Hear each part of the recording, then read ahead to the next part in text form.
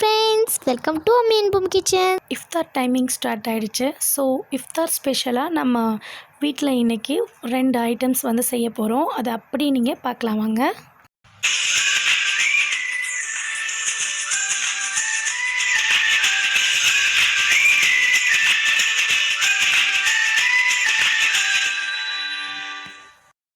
நம்ம தேங்காவை வந்து எடுத்துகிட்ருக்கோம். இப்போது தேங்காவை வச்சு நம்ம வந்துட்டு சூப்பரான ஒரு சிறுபருப்பு பாயாசம் ரெடி பண்ண போகிறோம்.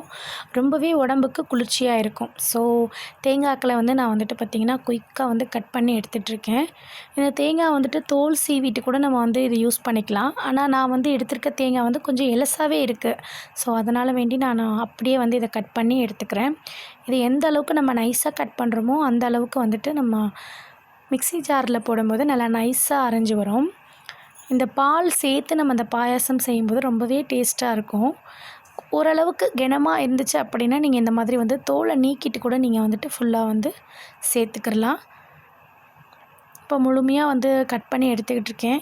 இன்றைக்கி என்ன செய்யலாம் அப்படின்ட்டு ரொம்பவே வந்து டவுட்டாக இருந்துச்சு. ஸோ டக்குன்னு ஞாபகம் வந்துச்சு, சரி சிறுபருப்பு இருக்குது, தேங்காய் இருக்குது, ஓகே சிறுபருப்பு பாயாசம் ரெடி பண்ணிடலாம் அப்படின்னு சொல்லிட்டு. ஸோ ஃபுல்லாகவே வந்து நான் கட் பண்ணி எடுத்துட்டேன் பாருங்கள். இது ஒரு நல்லா 2-3 தடவை தண்ணியில் நல்லா அலசி எடுத்துக்கிடலாம். நான் அலசும்போது குட்டிமாவும் கூட வந்து அலசிகிட்ருக்கா பாருங்கள். இந்த மாதிரி நல்லா அலசி எடுத்தாச்சு. இப்போ நம்ம ஒரு மிக்சர் ஜாரில் போட்டு நல்லா ஃபைன் பேஸ்ட்டாக வந்து அரைச்சி எடுத்துக்க போகிறோம். அதில் வந்து தண்ணியில் விளையாடுறதுனா ரொம்ப பிடிக்கும் ஃபாத்திமாவுக்கு. கையை வச்சு ஆட்டிகிட்டே இருக்கா தண்ணியில். மிக்சர் ஜாரில் எடுத்து போட்டுட்ருக்கேன். கொஞ்சம் குயிக்காகவே வேலை நடந்துச்சு நோன்பு டைமிங்கில். அதனால் வேண்டி குயிக்காகவே வேலை நடந்துச்சு. ரொம்பவே ஒரு டேஸ்டியான ஒரு சிறுபருப்பு பாயாசம் வந்து ரெடி பண்ணோம். இப்போ நல்லா வந்து அரைச்சி எடுத்துகிட்டு வந்துடலாம். இதை சிறுபருப்பு வந்து நான் உதயம் பிராண்டு தான் வந்து யூஸ் பண்ணுறேன். ஸோ உதயம் பிராண்டில் 100 கிராம் அளவுக்கு தான் எடுத்திருக்கேன். இதை நம்ம யூஸ் பண்ணுறதுக்கு முன்னாடி என்ன பண்ணணுன்னா, அந்த மாதிரி கடாயில் போட்டு நல்லா பொன்னிறமாக வறுத்து எடுத்துக்கிறணும். நல்லா வாசம் வர அளவுக்கு வறுக்கணும். அப்படியே பச்சையாக நம்ம சேர்த்தோம்னா அந்த பாயாசத்தினுடைய டேஸ்ட் வந்து உங்களுக்கு அந்த அளவுக்கு வந்து இருக்காது. இந்த மாதிரி வறுத்து எடுத்து சேர்த்திங்கன்னா நல்லா வாசமாக இருக்கும் பாயாசம். பாருங்கள், இந்த அளவுக்கு நல்லா வறுத்து எடுத்துக்கலாம். நல்லா வந்து பொன்னிறமாக வந்துருச்சு. இப்போ நான் இதை வந்து அப்படியே இந்த எடுத்து வச்சுருக்கக்கூடிய தேங்காயில் அப்படியே வந்து சேர்த்துக்கிறேன் பாருங்கள். சேர்த்து நல்லா வந்து இதை அரைச்சிக்கிறணும். இது கூட கொஞ்சம் போல் அரிசி மாவு சேர்த்துக்கிட்டோம்னா இன்னும் கொஞ்சம் நல்லா இருக்கும். பாயாசம் வந்து நல்லா கொஞ்சம் திக்காக இருக்கும். ஸோ அதனால் வேண்டி ஒரு 2 டேபிள் ஸ்பூன் அளவுக்கு அரிசி மாவு சேர்த்துக்கிறேன் பாருங்கள்.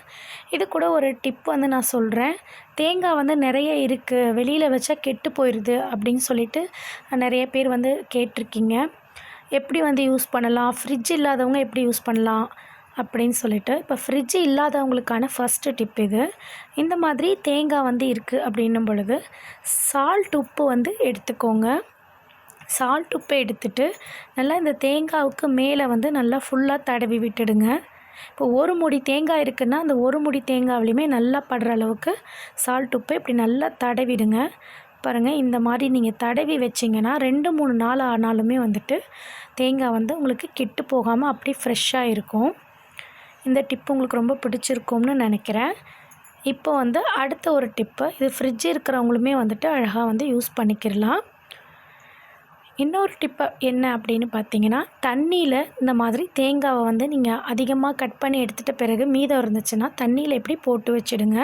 இந்த மாதிரி ஒரு ட்ரேயில் வந்து தண்ணியை ஊற்றிட்டு நீங்கள் இப்படி போட்டு வச்சிங்கன்னா, வெளியிலவே இருந்துச்சுன்னா ஒரு 2 நாளைக்கு நல்லாயிருக்கும். ஃப்ரிட்ஜில் வச்சிங்கன்னா நீங்கள் வச்சு நல்லா ஸ்டோர் பண்ணி யூஸ் பண்ணிக்கிடலாம். இந்த டிப்பு உங்களுக்கு பிடிச்சிருக்கும்னு நினைக்கிறேன்.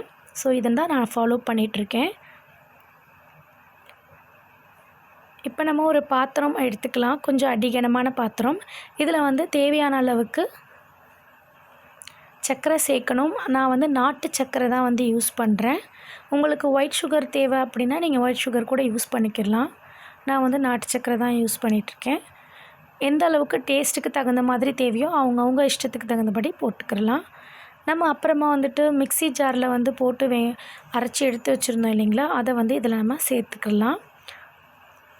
இது கூட வாசத்துக்காக வேண்டி ஒரு 2-3 ஏலக்காவை தட்டி சேர்த்துருக்கேன் பாருங்கள். இப்போ மிக்சர் ஜாரில் போட்டு அடித்து எடுத்தது பேஸ்ட் மாதிரி நல்லா சூப்பராக ரெடியாகி வந்திருக்கு, சிறுபருப்பும் தேங்காயும். சரிங்களா? இப்போ இதை நம்ம அப்படியே இதில் போட்டு மிக்ஸ் பண்ணிட வேண்டியது தான். ரொம்பவே நல்லா டேஸ்டியாக இருக்கும், வயிற்றுக்கும் வந்து ரொம்ப குளிர்ச்சியானதும் கூட. ஹீட்டான பாடி ஆளுங்கள்லாம் வந்துட்டு அடிக்கடிக்கு இதை வந்து செஞ்சு சாப்பிடலாம். ஏன்னா சிறுபருப்பை பொறுத்த வரைக்கும் நல்லா குளிர்ச்சியானது, உடம்புக்கு வந்து இந்த வெயில் நேரங்களில் அதிகமாக வந்து எடுத்துக்கிடலாம். ஸோ சூப்பராக வந்து ரெடி ஆகிட்டுருக்கு பாருங்கள். ஓகே, நல்லா வந்து கொதித்து ரெடி ஆகிட்ட உடனே இதுக்கு மேலே வந்து நம்ம கொஞ்சம் போல் தேங்காய் துருவலை வந்து அப்படியே வந்து தூவிக்கிடலாம். சூப்பரான சிறுபருப்பு பாயாசமும் ரெடி பண்ணியாச்சு. ரொம்பவே டேஸ்டியான இந்த பாயாசம் வந்துட்டு குழந்தைங்களுக்கு ரொம்பவே பிடிக்கும். இது வந்து சூடாக பருகிறத விட கொஞ்ச நேரம் ஃப்ரிட்ஜில் வச்சுட்டு கொஞ்சம் சில்லுன்னு சாப்பிட்டோம்னா இன்னும் ரொம்பவே டேஸ்டியாக செம்மையாக இருக்கும். உங்களுக்கு இந்த சிறுபருப்பு பாயாசம் பிடிச்சிருக்கும்னு நினைக்கிறேன். கண்டிப்பாக உங்களுக்கு யாருக்கெல்லாம் பிடிச்சிருக்கோ அவங்கெல்லாம் கண்டிப்பாக கமெண்ட் பண்ணுங்கள். இது வரைக்கும் யாரும் ட்ரை பண்ணலைன்னா கண்டிப்பாக ட்ரை பண்ணிவிடுங்க. ஓகே ஃப்ரெண்ட்ஸ், சிறுபருப்பு பாயாசம் ரெடி பண்ணி எடுத்து முடிச்சிட்டேன். இதை பவுல்லையே வந்துட்டு எடுத்து வச்சுட்டேன். ஏன்னா ரொம்ப சூடாக இருக்குது இல்லைங்களா, நோன்பு திறக்கும் பொழுது ரொம்ப சுட சுட இருந்துச்சுன்னா வந்து அது நல்லதில்லை. ஸோ அதனால் வேண்டி கொஞ்சம் நேரத்துக்கு ஆற வச்சிடலாம் அப்படின்னு சொல்லிட்டு ஆற வச்சாச்சு. ஒரு 1/2 அன் ஹவருக்கு முன்னாடியே வந்து இதை நல்லா வந்து ஆற வச்சுட்டேன் பாருங்கள்.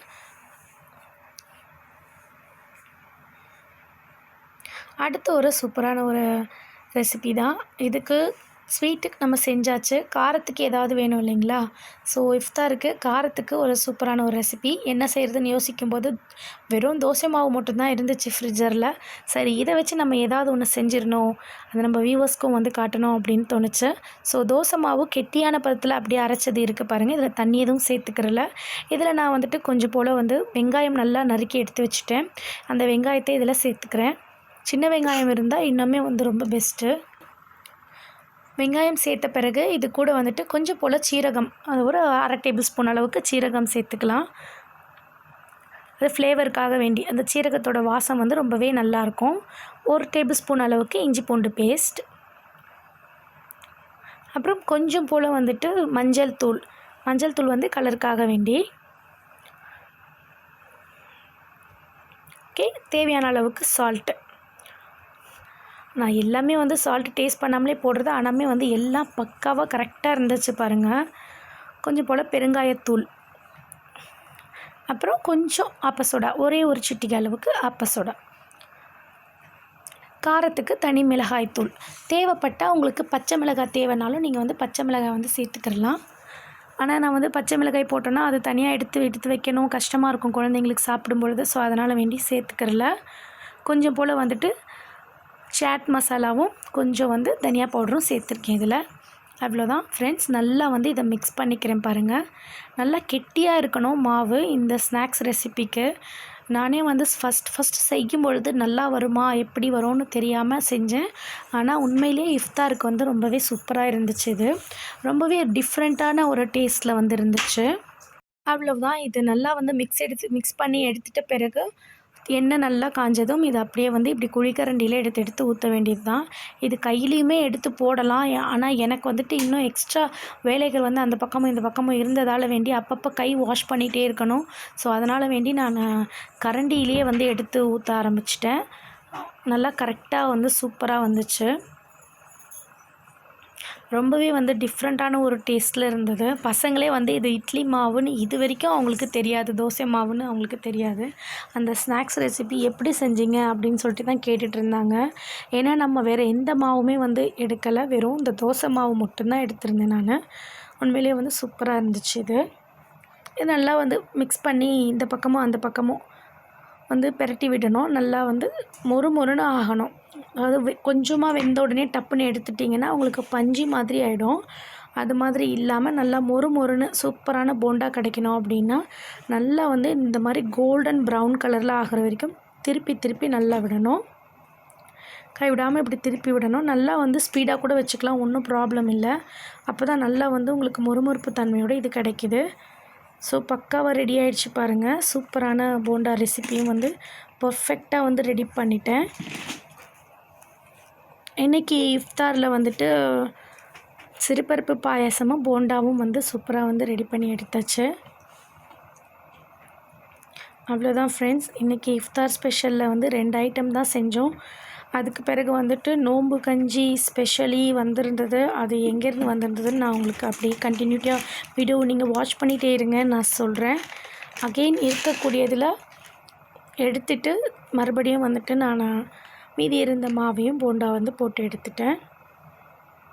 உண்மையிலே ரொம்பவே வந்து மொறுமொறுப்பு தன்மையோடு இருந்துச்சு இந்த போண்டா. கடைகளில் வாங்குகிற போண்டாலாம் பார்த்திங்கன்னா உங்களுக்கு பஞ்சு போல் இருக்கும். ஆனால் இது வந்து கஞ்சிக்கு தொட்டுக்கிறதுக்கு அப்படின்னும் பொழுது நல்லா மொறுமொறுப்பு தன்மையோடு ரொம்பவே சூப்பராக இருந்துச்சு இந்த போண்டா. எல்லாமே போட்டு எடுத்தாச்சு. இஃப்தார் டைமிங்குமே வந்துருச்சு. எல்லாமே வந்து கரெக்டாக வந்து எடுத்து வச்சாச்சு. ஃபாத்திமா மேடம் வந்துட்டு பழங்கள்லாம் கட் பண்ணி ரெடியாக எடுத்து வச்சுட்டாங்க. கஞ்சி ஒருத்தர் வீட்டிலேருந்து வந்திருந்தது சொன்னேன் இல்லைங்களா, எங்கள் மாமியார் வீட்டிலேருந்து கஞ்சி வந்திருந்தது. ஸோ எஸ்பெஷலி மாமியார் வீட்டில் இருந்து சூப்பரான கஞ்சி எடுத்து கொடுத்துருந்தாங்க. அது பக்கத்து வீட்டில் இருக்கவங்களுக்கும் கொடுத்துட்டு நமக்கு நோன்பு திறக்கிறதுக்கு போதுமான அளவுக்கு எடுத்துக்கிட்டு மீதியை பக்கத்தில் இருக்கவங்களுக்கெல்லாம் வந்து கொடுத்தாச்சு. ஸோ இஃப்தார் டைமிங் ஆனதால் பவுலில் வந்து கஞ்சியெல்லாம் ஊற்ற ஆரம்பிச்சிட்டேன். ஏன்னா கஞ்சியுமே வந்துட்டு சூடாக இருந்ததுன்னா சாப்பிடும்பொழுது ரொம்ப கஷ்டமாக இருக்கும். பெரியவங்கன்னா ப்ராப்ளம் இல்லை, குழந்தைங்க வந்து சாப்பிடும்பொழுது அவசரத்தில் வந்து சூடுபடும் இல்லைங்களா, அதனால் கொஞ்சம் நேரத்துக்கு ஆற விட்டுறலாம் அப்படின்னு சொல்லிட்டு கஞ்சி வந்து ரெடியாக வந்து ஊற்றி வச்சாச்சு. அதுக்கப்புறம் கஞ்சிக்கு தொட்டுக்கிறதுக்கு இன்னும் ஒரு டப்பாவில் வந்துட்டு மாங்காய் ஊறுகாவும் கொடுத்து விட்டுருந்தாங்க. நான் அதை எடுத்து கூட பார்க்கல, அப்படியே இருந்துச்சு. ஏன்னா அவசரமாக நான் ப்ரிப்பரேஷன் பண்ணிகிட்டு இருக்கும்போது எடுத்து பார்க்கல. வாவ், நல்லா சூப்பராக இருக்குது. சூடாக வந்து ரெடி பண்ணி கொடுத்து விட்ருக்குறாங்க. நான் வந்து அடிஷ்னலாக வந்து போண்டாவும் வந்து ரெடி பண்ணியிருந்தேன். இப்போ போண்டாவுக்கு தொட்டுக்கிறதுக்கு அப்படின்னும் பொழுது நான் வந்து குடமிளகாய் போட்டு சூப்பரான ஒரு கிரேவி ஒன்று ரெடி பண்ணியிருந்தேன். அது ரொம்பவே வந்து ஆஃப்டாக இருக்கும். ஸோ சப்பாத்திக்கு தோசைக்கு எல்லாமே நல்லாயிருக்கும். ஆனால் என்ன பண்ணிட்டேன்னா, இந்த குடமிளகாய் ரெசிப்பியை வந்து உங்களுக்கு ரெக்கார்ட் பண்ண வந்து நான் மறந்துட்டேன் அவசரத்தில். கண்டிப்பாக ஷூராக நான் அடுத்த தடவை வந்து உங்களுக்கு அது ரெடி பண்ணும்பொழுது கண்டிப்பாக போட்டு விடுறேன், சரிங்களா. இது பச்சடி டைப்லேயே சூப்பராக இருந்துச்சு. ஸோ எல்லாமே ரெடியாக எடுத்து வச்சிட்டு இருந்தோம். நோன்பு திறக்கிறதுக்கு ரெடியாக இருக்கணும்னு சொல்லிட்டு தண்ணி கிண்ணி எல்லாமே எடுத்து வச்சுட்டு ரெடி ஆகிட்டோம். அப்புறம் டைமிங் வந்துச்சு, நோம்பும் வந்துட்டு அல்ஹம்துலில்லாஹ் வந்து பிள்ளைங்க எல்லாரும் சேர்ந்து திறந்தாச்சு. ஓகே ஃப்ரெண்ட்ஸ், நீங்கள் நம்மளுடைய சேனலை சப்ஸ்கிரைப் பண்ணுங்கள், ஷேர் பண்ணுங்கள், கமெண்ட் பண்ணுங்கள். Thank you friends. Thanks for watching.